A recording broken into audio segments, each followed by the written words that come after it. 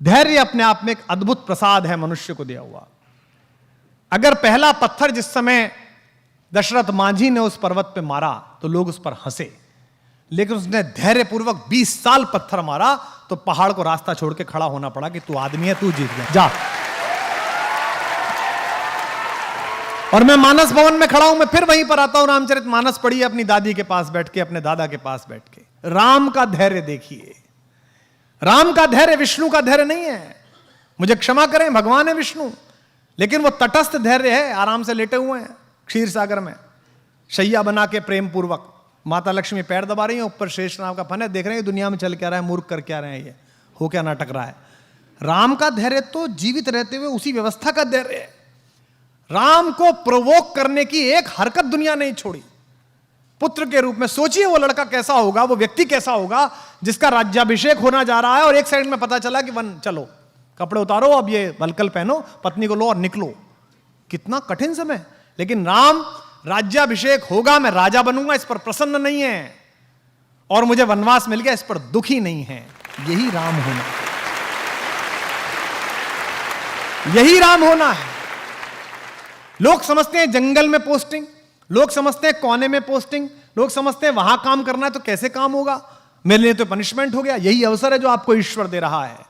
दशरथ के पुत्र राम जब तक अयोध्या में रहे युवराज राम कहलाए, श्री राम कहलाए, और जब जंगल जाकर लौटे तो मर्यादा पुरुषोत्तम भगवान राम कहलाए।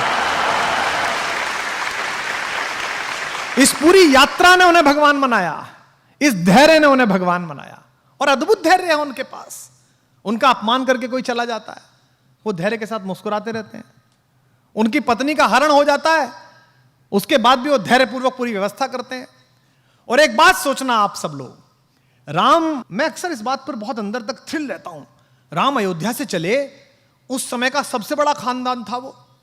हिंदुस्तान में जो कुछ भी बड़ा था उन्हीं क्या पैदा हुआ। इक्ष्वाकु, अज, रघु, दिलीप, पुररवा, ययाति, नहुष, दशरथ, सब बड़े आदमी उन्हीं क्या। भारत का नाम जिस पर रखा गया वे भी उन्हीं क्या पैदा हुए, भरत, सब उन्हीं क्या पैदा हुए।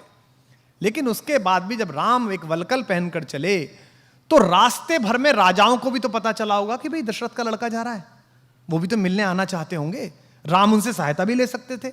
जिस पंचवटी में मां सीता का हरण हुआ है वो तो उनकी नंदसाल के बिल्कुल बगल में है, कौशल प्रदेश में, रायपुर में, वो बिल्कुल बगल में थे। वो अपने नाना से कह सकते थे, अपने मामा से कह सकते थे कि साहब आप जरा मेरी सहायता करो, मेरी पत्नी का अपहरण हो गया, सेना दे दो जरा, मैं चलूंगा।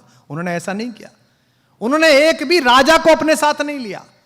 उन्होंने रास्ते भर आप जैसे और हम जैसे लोगों को साथ लिया। किनको? सामान्य वंचितों को, दलितों को। उन्होंने वनवासियों को साथ लिया, उन्होंने मल्लाहों को साथ लिया, उन्होंने मां शबरी का आशीर्वाद लिया, उन्होंने केवट को साथ लिया, उन्होंने वंचित सुग्रीव को गले लगाया, क्योंकि वो जानते थे कि जिस अनाचार से वो लड़ने के लिए जा रहे हैं वहां धनिकों की और राजाओं की नहीं, सदाचार की आवश्यकता पड़ेगी, वहां आत्मा की दीप्ति की आवश्यकता पड़ेगी। तो राम का यह धैर्य ही उन्हें विजेता बनाता है। भाई रावण को तो बाली हरा चुका था पहले, आपने कहानी सुनी होगी। रावण को तो शहसबाहु भी हरा चुका था। रावण कोई ऐसा अर्जेंटीना नहीं था, ऐसा ब्राजील नहीं था कि हराना मुश्किल था। उसको तो हरा चुके थे दोनों। बाली तो उसको अपने बगल में दबाकर, और उसने किले की दीवार का चक्कर लगा दिया था बाली ने। जब हनुमान को बांधा है और हनुमान से रावण ने कहा कि तू मुझे जानता नहीं मैं कौन हूं, तो हनुमान ने क्या कहा? हाँ जानता हूं, वो बाली वाला, मैंने सुना था आपकी लड़ाई बहुत, परिचय मेरा आपसे। हनुमान ने क्यों कहा? ताकि उसका कॉन्फिडेंस लूज हो। लेकिन भगवान जब बाली और सुग्रीव के जनपद में पहुंचे तो उन्होंने बाली का साथ नहीं दिया, उन्होंने वंचित को चुना।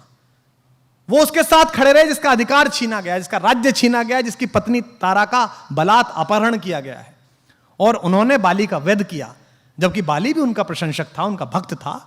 मरते समय बाण लगने के बाद प्रणाम की मुद्रा में बाली ने पूछा है भगवान से, मैं बैरी सुग्रीव प्यारा, अवगुण कवन नाथ मुहि मारा। मैं बैरी हो गया, सुग्रीव आपका प्यारा हो गया, मुझ में ऐसा कौन अवगुण था मुझे मार दिया? तो राम ने उसको उत्तर दिया कि अनुज वधु भगिनी सुत नारी, छोटे भाई की पत्नी, भगिनी बहन, सुत नारी बेटे की पत्नी, सुन सठ कन्या सम ए चारी। हे मूर्ख, ये चारों बेटी के बराबर होती हैं। इन्हें कुदृष्टि बिलो कहीं जो है, इन्हें गंदी दृष्टि से जो देखता है उसका वध करने में पुण्य मिलता है, पाप नहीं होता है। ये उसको उत्तर दिया उन्होंने भगवान। अगर भगवान की विजय अपने लिए होती, अगर धैर्य ना होता तो वो बाली को लेकर चल देते। बाली हरा चुका था, उन्होंने कहा नहीं बाली तू नहीं चाहिए, तू नालायक है, तूने इस छोटे भाई को मारा है, इसकी पत्नी का हरण किया, मैं तेरा तो वध करूंगा, ये वंचित है, इसे लेके चलूंगा। तो राम ने क्या किया, राम के साथ जितने लोग हैं, राम का धैर्य अद्भुत है। और यहां जो अध्यापक है उनसे निवेदन है, राम की लीडरशिप क्वालिटी अद्भुत है। राम ऐसे ही राम नहीं बने हैं। मत पढ़िए हिंदू होकर, इस परिसर में बहुत सारे इस्लाम मतावलंबी हमारे दोस्त बैठे होंगे और किसी जाति धर्म के लोग बैठे होंगे, कहानी की तरह पढ़िए और फिर देखिए कि राम जैसा लीडर कहीं नहीं है। वो उस व्यक्ति की क्वालिटी को डेवलप करते हैं, उसे इंस्ट्रक्ट नहीं करते। उन्होंने सुग्रीव की क्वालिटी को डेवलप किया। एक ऐसा डिप्रेस आदमी जिसकी पत्नी का हरण हो गया, जिसका राज्य छीन लिया गया, भाई ने लात मार के भगा दिया, उसको उन्होंने कल्टीवेट किया और सुग्रीव महारथी के रूप में बना। और उस युद्ध में सुग्रीव की महत्वपूर्ण भूमिका रही। जिस समय हनुमान लंका के लिए रवाना हुए हैं, आप रामचरितमानस पढ़िए, अध्यात्म रामायण पढ़िए, श्रीमद् वाल्मीकि रामायण पढ़िए, कम्मन की रामायण पढ़िए, कहीं नहीं लिखा हुआ कि उन्होंने हनुमान से क्या कहा कि तुम क्या करना। आज हम कितने फ्रस्ट्रेटेड हैं। आज हम लीडरशिप डेवलपमेंट की बात करते हैं, हम ड्राइवर को एक जगह भेजते हैं सामान लेने के लिए, 5 बार बताते हैं उसे, क्योंकि हमें उस पर भरोसा नहीं है, हम उसकी लीडरशिप डेवलप नहीं होने देना चाहते। राम लीडरशिप डेवलप करते हैं। राम ने हनुमान को नहीं बताया कि तुम्हें वहां जाके क्या करना है, उन्होंने कहा बस जाकर देख कर आओ कि सीता कैसी है, कहां है, और उन्हें आश्वस्त करके आओ कि मैं आऊंगा। 2 बातें। इसके बाद का जो पूरा घटनाक्रम है, छोटा सा रूप बनाना, अंदर जाना, लंकिनी को मारना, मां सीता को वो मुद्रिका देना, फल खाना, खुद ही गिरफ्तार हो जाना, आग लगा देना। आग लगाना मतलब वो राम का विजिटिंग कार्ड दे के आए, हाँ मतलब बता के आए वो कि जो आ रहा है हम उसका कार्ड है। मैनेजमेंट का बेस्ट उदाहरण है हनुमान। एम्प्लॉयर का 1 रुपया खर्च नहीं कराते वो, 1 पैसा नहीं। भगवान ने कहा कि वहां जाओ, खुद ही टेक ऑफ, खुद ही लैंडिंग, और सारा पैसा हनुमान का, उसका रावण का। भाई हनुमान जबरदस्ती गिरफ्तार हुए स्वयं में देखने के लिए कि कौन है, तो कहा गया भाई इसकी बानर को पूंछ से बहुत प्यार होता है, इसकी पूंछ पे कपड़ा बांध दो। कपड़ा किसका? रावण का। बोले इस पे तेल लगाओ, तेल किसका? रावण का। जली किसकी?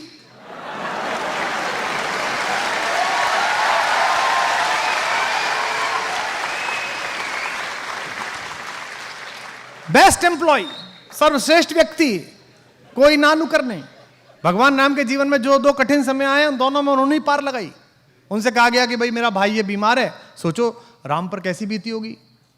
भगवान राम के जीवन का सबसे कठिन रात वो है जब उनके भाई को मूर्छा आई।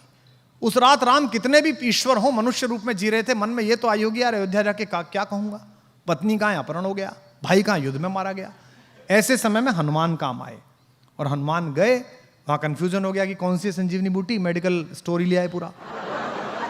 बोले भाई इसमें से देख लो कौन सी है। तो 2 बातें हुई, पहली हुई जिज्ञासा, दूसरी हुई धैर्य, तीसरी हुई आपको क्राफ्ट करने वाले लोगों में कि आप लीडरशिप डेवलप करें, आपके अंदर नेतृत्व की क्षमता डेवलप हो। और नेतृत्व की क्षमता का शिक्षा से कोई मतलब नहीं है। मैंने निजी रूप से जाना है, मैंने एक बहुत कम शिक्षित 5वीं पास व्यक्ति के साथ आंदोलन किया है उनके नेतृत्व में, और मैंने तथाकथित एक बहुत बड़े पढ़े लिखे के साथ राजनीति करी है।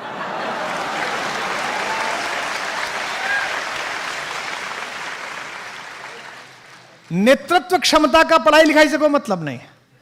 नेतृत्व क्षमता पैदा करना आपकी आत्मा की शुचिता पर निर्भर है।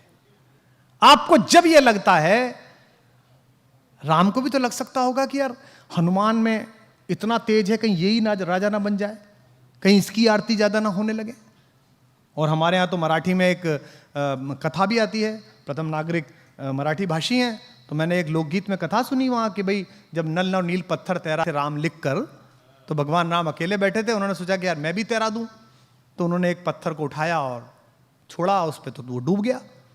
तो उन्हें लगा यार आसपास कोई देख नहीं ले कि हमारे नाम पे काम चल रहा है, और हमारा खुद का ही नहीं तैरा। तो उनके मुंह पर एक बड़ी लज्जा की, संकोच की रेखा आई। तो उन्होंने नल नील की तरफ देखा, तो नल ने कहा कि प्रभु आप छोड़ दीजिए, हम बना लेंगे आप। तो उन्होंने कहा चलिए मैं नहीं बनाता, पर तुम्हारा कैसे तैर रहा है, मेरा क्यों नहीं तैर रहा। उन्होंने कहा हमने पत्थर पर राम लिखा, ये अमर नाम है, ये भवसागर को पार करने वाला नाम है। आपने पत्थर को छोड़ दिया, जिस पत्थर को स्वयं राम ने त्याग दिया उसे कौन उबारने वाला है भाई।